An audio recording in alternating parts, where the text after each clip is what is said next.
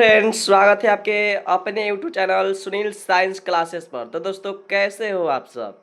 आशा ही नहीं, पूर्ण विश्वास और भरोसा है कि आप लोग अच्छे हैं और अपने 2026 की बोर्ड परीक्षा की तैयारी काफ़ी ज़्यादा शानदार तरीका से कर रहे हैं। उसी तैयारी को और भी ज़्यादा शानदार बनाने के लिए आज हम लेकर आ गए हैं केमिस्ट्री का मोस्ट वीवीआई ऑब्जेक्टिव क्वेश्चन, जो कि आपके परीक्षा में डायरेक्ट सवाल लड़ेगा। तो चलिए ज़्यादा वीडियो को देर नहीं करते हैं और वीडियो करते हैं स्टार्ट। जैसा कि आप लोग यहाँ पर देख सकते हैं, जैसा कि आप बाबू लोग यहाँ पर देख सकते हैं कि लिखा गया है class 12th objective question chemistry, class 12th chemistry objective question Bihar board. बाबू सबसे पहले यहाँ देखिए, बिहार बोर्ड के बच्चों के लिए काफ़ी ज़्यादा शानदार वीडियो होने वाला है। तो जल्दी से जल्दी वीडियो को शेयर करो, लाइक करो और सब्सक्राइब करो, और भी ताकि तमाम बच्चे देख सके और अपना बिहार बोर्ड में रिजल्ट काफ़ी अच्छा ला सके। और हमारा चैप्टर 1 है बाबू, ठोस अवस्था। चैप्टर 1 की अगर नाम की बात की जाए तो ठोस अवस्था है, और इसी से जितना भी प्रश्न बनता है उस सब प्रश्नों को आपको करवाया जाएगा। मात्र 50 गो सवाल अगर आप लोग याद कर लेते हैं तो आपका बोर्ड परीक्षा में एक भी सवाल छूटेगा नहीं, और आपका जो सपना है 90 प्लस का केमिस्ट्री में, वह सपना आपका साकार हो जाएगा। तो चलिए ज़्यादा वीडियो को देर नहीं करते हैं और वीडियो को करते हैं स्टार्ट। जैसा कि आप लोग यहाँ पर देख सकते हैं कि लिखा गया है सवाल नंबर 1, ठोस अवस्था में अणु कैसे व्यवस्थित रहते हैं। तो बताना है आपको ठोस अवस्था में जो अणु होते हैं वह कैसे व्यवस्थित रहते हैं। ठोस अवस्था में जो अणु होते हैं वो कैसे व्यवस्थित रहते हैं, तो घनिष्ठ रूप में से। बहु क्या इसका राइट आंसर हो जाएगा? घनिष्ठ रूप से। इसका राइट आंसर आप लोग कहिएगा कि भैया घनिष्ठ रूप से इसका राइट आंसर हो जाएगा, यानी कि आपका जो सी ऑप्शन है वह आंसर का है, तो सही है। तो चलिए और भी आगे बढ़ते हैं। और सबसे पहले आप लोग यहाँ पर देख सकते हो कि लिखा गया है क्या कि इस चैनल, कौन से चैनल पे बात है, तैयारी करवाया जा रहा है। तो आप लोग यहाँ खुलेआम देख सकते हैं कि बाबू लिखा गया है सुनील साइंस क्लासेस।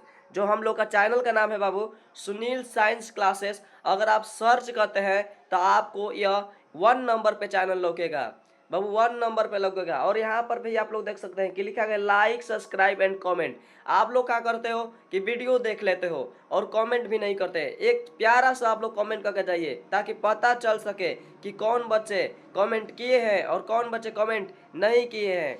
और यहाँ पर देखिए दूसरा का सवाल है, दूसरा 2 नंबर सवाल, किस ठोस में अनियमित व्यवस्था होती है।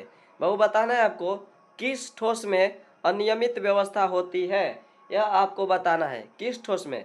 तो क्या इसका राइट आंसर क्रिस्टलीय ठोस होगा, क्या इसका राइट आंसर अफॉर्म्स ठोस होगा, क्या इसका राइट आंसर आयनिक ठोस होगा, क्या इसका राइट आंसर सहसंयोजक ठोस होगा। यह आपको 4 गो ऑप्शन में से एक ऑप्शन बताना है कि कौन सा सवाल क्या है। फिर से कल देख लीजिए सवाल को, किस ठोस में अनियमित व्यवस्था होती है, किस ठोस में अनियमित व्यवस्था होती है, तो अम्फोरस ठोस हो जाएगा। इसका राइट आंसर बाबू हो जाएगा बी। इसका आप लोग का राइट आंसर क्या हो जाएगा? बी हो जाएगा। और आप लोग बी याद करते चलिएगा। आज का सवाल काफ़ी ज़्यादा मोस्ट इंपॉर्टेंट है बाबू लोग। जो आपको सवाल याद नहीं होगा वह सवाल को आप लोग लिख लिख लिख लिख लिख लिख याद करना है।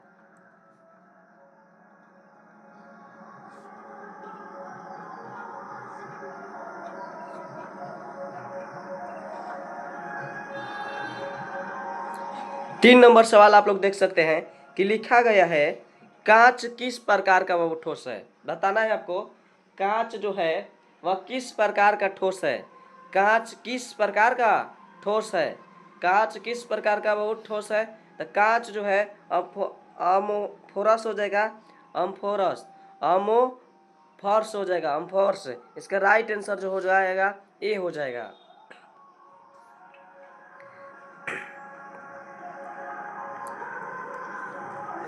आगे है सवाल, निम्न में से कौन सा पदार्थ क्रिस्टलीय ठोस है। बाबू बताना है आपको निम्न में से कौन सा पदार्थ क्रिस्टलीय ठोस है।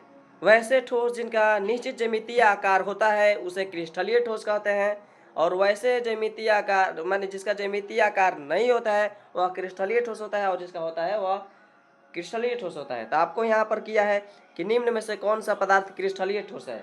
तो निम्न में से कौन सा पदार्थ क्रिस्टलीय ठोस है? अब इसका राइट आंसर हो जाएगा सोडियम क्लोराइड। इसका राइट आंसर क्या हो जाएगा? सोडियम क्लोराइड, यानी कि इसका ए ऑप्शन जो है वो सही हो जाएगा।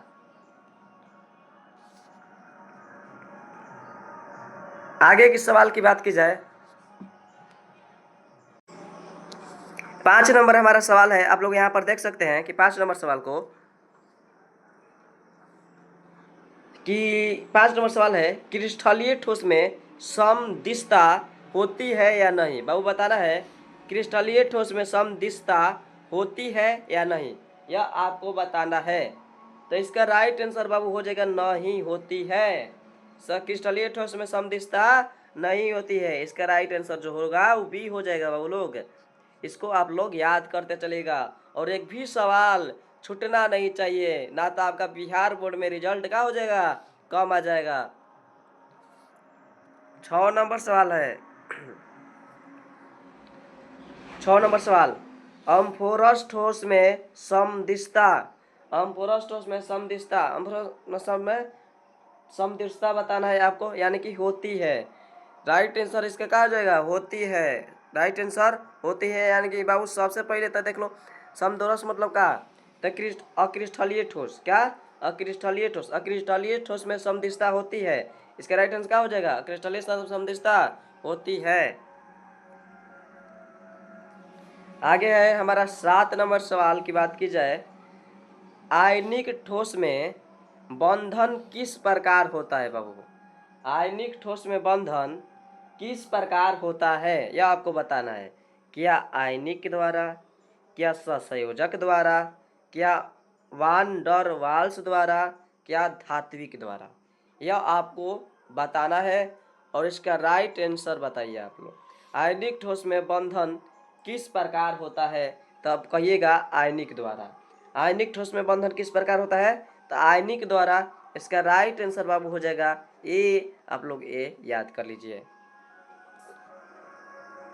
आगे है हमारा सवाल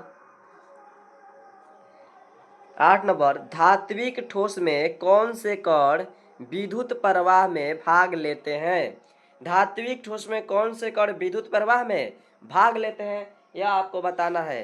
बाबू लोग बताना है धात्विक ठोस में कौन से कण विद्युत प्रवाह में भाग लेते हैं। इसका राइट आंसर बाबू हो जाएगा मुक्त इलेक्ट्रॉन। मुक्त इलेक्ट्रॉन धात्विक ठोस के विद्युत प्रवाह में भाग लेते हैं। इसका राइट आंसर हो जाएगा बाबू लोग डी।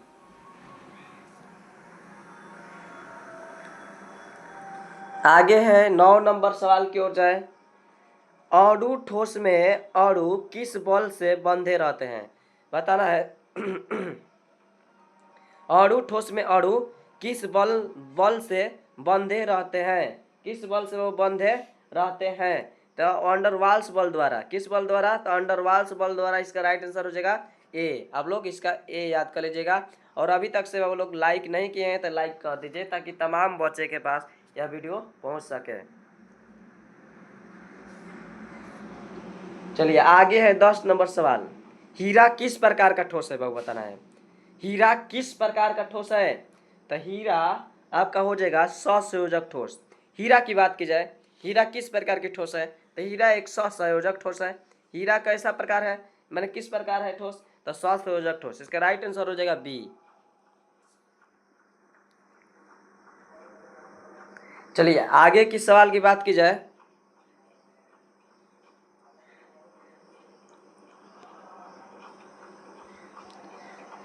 आगे है हमारा बाबू 11 नंबर, ग्रेफाइट में प्रत्येक कार्बन कितने कार्बन परमाणुओं से जुड़ा होता है? बाबू बताना है आपको, ग्रेफाइट में प्रत्येक कार्बन कितने कार्बन परमाणुओं से जुड़ा रहता है, यह आपको बताना है। क्या 2 परमाणुओं से, क्या 3 परमाणुओं से, क्या 4 परमाणुओं से, क्या 6 परमाणु से, यह आपको बताना है। और यह हमें पता है कि आप लोग इसका जवाब कमेंट बॉक्स में दीजिएगा। काफ़ी जवाब मज़ेदार होगा बाबू, आपको याद होना चाहिए, क्योंकि यह बिहार बोर्ड का चुनिंदा प्रश्न है।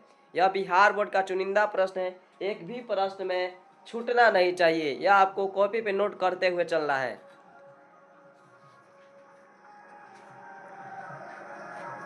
आगे है हम लोग का 12 नंबर सवाल। 12 नंबर सवाल की बात की जाए बाबू,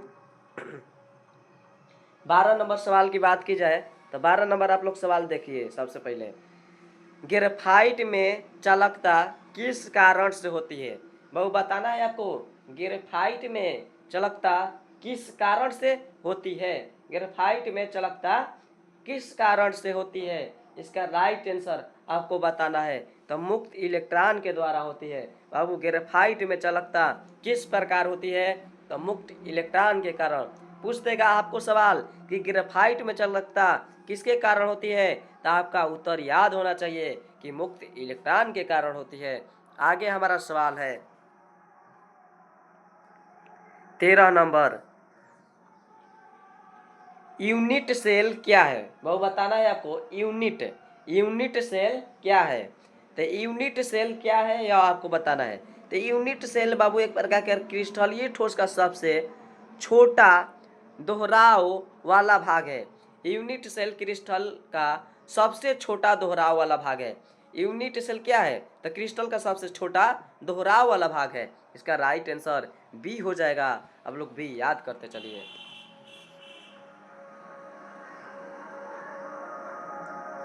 आगे है सवाल 14 नंबर की बात की जाए तो आप लोग 14 नंबर देख सकते हैं कि यूनिट सेल के प्रकार कितने होते हैं, बाबू बताना है आपको। यूनिट सेल के प्रकार कितने होते हैं? तो बाबू यूनिट सेल के प्रकार होते हैं 14। अगर कोई पूछे कि यूनिट सेल के प्रकार कितनी होती है, तो यूनिट सेल की प्रकार कितनी होती है? 14 होती है। आप लोग 14 पे बिंदास ठोक देना। इसका राइट आंसर डी हो जाएगा। आप लोग डी याद करते चलिए। आगे है सवाल 15 number, face center cubic unit cell में कुल कितने परमाणु होते हैं?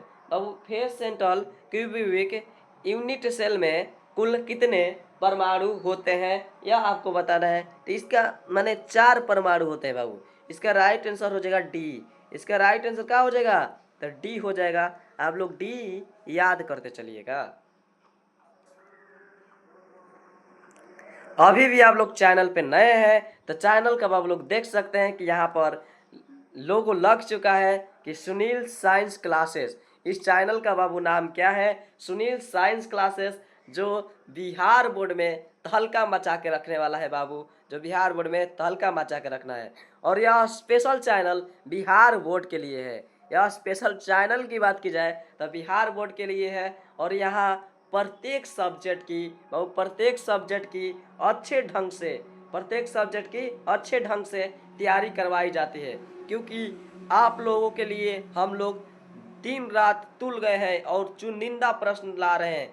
यह आपका प्रश्न बिहार बोर्ड में देखने को जरूर मिलेगा। और बिहार बोर्ड के पेपर में जाइएगा तब आपको एहसास होगा कि भैया ठीक बोल रहे थे, उनका ही प्रश्न आया है।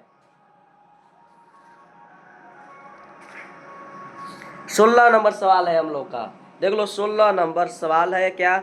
बॉन्डी सेंटर क्यूबिक यूनिट सेल में कितने परमाणु होते हैं? Body center cubic unit cell में कितने परमाणु होते हैं? तो बाबू इसका राइट आंसर 2 हो जाएगा। इसका राइट आंसर क्या हो जाएगा? 2। आप लोग 2 पे टिक मार करिएगा। आगे है सवाल, सिंपल क्यूबिक यूनिट सेल कितने परमाणु होते हैं बाबू? देखिए यूनिट से ज़्यादा सवाल पूछा है। सिंपल क्यूबिक यूनिट सेल कितने परमाणु होते हैं? इसका राइट आंसर हो जाएगा बाबू 1। इसका राइट आंसर क्या हो जाएगा? 1, यानी कि ए वाला जो ऑप्शन है वो आपका सही है। आगे है सवाल हम लोग का 18 नंबर बाबू। देखिए, घन में किनारों की संख्या कितनी होती है? यह सबको पता होगा कि घन में किनारों की संख्या कितनी होती है। बताइए, क्या 6 होती है घन में, क्या 8 होती है, क्या 12 होती है, क्या 24 होती है? घन में बताना है आपको किनारों की संख्या। घन में किनारों की संख्या कितनी होती है? तो घन में किनारों की संख्या अगर पूछे तो 12 होती है। बाबू घन में किनारों की संख्या कितनी होती है? 12 होती है। 19 नंबर सवाल है, घन में चेहरों की संख्या कितनी होती है? बाबू घन में चेहरों की संख्या कितनी होती है यह आपको बताना है। कण में चेहरों की संख्या अगर बात की जाए तो 6 होती है, यानी कि इसका राइट आंसर हो जाएगा बी। 20 नंबर सवाल है, face center cubic unit cell में कोऑर्डिनेट्स संख्या कितनी होती है? कोऑर्डिनेट्स संख्या कितनी होती है? तो कोऑर्डिनेट्स संख्या जो होती है वो बाबू होती है 12। वह कितनी होती है? 12, यानी कि इसका राइट आंसर होने वाला है बाबू डी। आप लोग डी याद करते चलिए।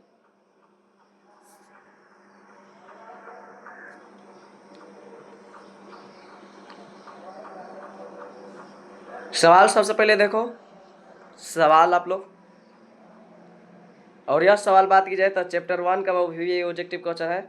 और अभी भी मैं बोल रहा हूँ, चैनल पे आप लोग नए हैं तो चैनल को लाइक सब्सक्राइब और शेयर कीजिए। उन तमाम बच्चों के पास जाना चाहिए जो क्रैश कोर्स में अपना तैयारी बेहतर ढूंढ रहे हैं। और बात की जाए बाबू यहाँ क्रैश कोर्स में, तो आप लोग देख चुके होंगे लोगों, जो कि इस बैच का नाम है ज्वाला बैच। इस बैच का क्या नाम है? ज्वाला बैच। और यह बिल्कुल मुफ्त करवाया जा रहा है, मानी एक भी पैसा क्रैश कोर्स में नहीं लिया जाएगा। रेट लिखा गया है फ्री। और आप लोग देख सकते हैं कि वहाँ पर सुनील सर का माने लोगो होगा और फोटो वोटो होगा, जिसमें लिखा गया है कि ज्वाला बैच फ्री।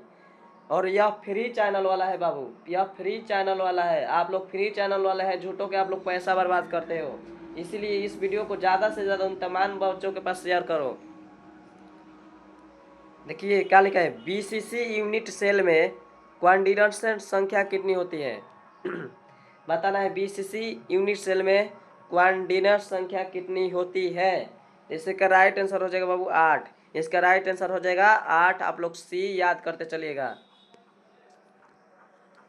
आगे है 22 नंबर सवाल, क्रिस्टलीय ठोस का एक उदाहरण है। बाबू बताना है आपको, क्रिस्टलीय ठोस का एक उदाहरण है।